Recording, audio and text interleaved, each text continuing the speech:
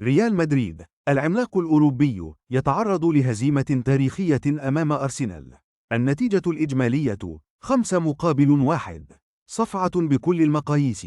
في هذا الفيديو سنقوم بتحليل كل شيء: الخطة، أداء اللاعبين، تغييرات أنشيلوتي، العقلية، كل شيء موضح. على الورق كانت مواجهة كبار. من جهة ريال مدريد بطل أوروبا 14 مرة، ومن جهة أخرى أرسنال الذي عاد بقوة بقيادة أرتيتا. لكن لا أحد توقع هذه النتيجة الكارثية. 3-0 في الذهاب. أرسنال سيطر على كل شيء، ضغط عالي، هجمات مرتدة سريعة، تنظيم محكم. ريال مدريد كان تائها. أنشيلوتي لم يجد الحل، والانتقادات بدأت. الكل كان يأمل في ريمونتادا، لكن أرسنال سجل أولاً ثم الثاني. هدف فينيسيوس لم يغير شيئاً. ريال مدريد خارج دوري الأبطال، والجماهير غادرت بخيبة أمل كبيرة. أنشيلوتي خسر المعركة التكتيكية. أرتيتا فرض أسلوبه بالكامل. الوسط مفتوح، لا ضغط منظم، والمساحات بين الخطوط كانت كارثية. 2. غياب الإبداع الهجومي. رودريغو، بيلينغهام، فينيسيوس، وحتى مبابي اختفوا. أرسنال أغلق الأطراف، والوسط كان بلا أفكار.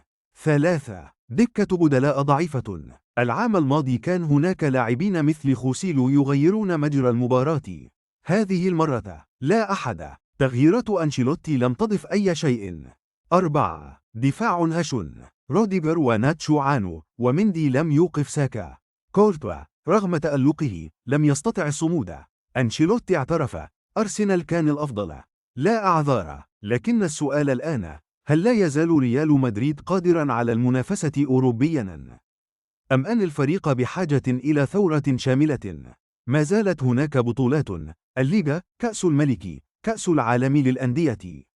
لكن في دوري الأبطال يجب أن يحدث تغيير جذري.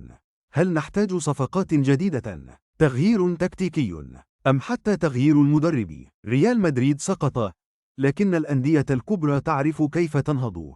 ما رأيكم في هذه الهزيمة؟ هل أنشيلوتي يتحمل المسؤولية؟ ما الذي يحتاجه الفريق؟ اكتبوا لنا رأيكم في التعليقات. نراكم قريبا في تحليل جديد.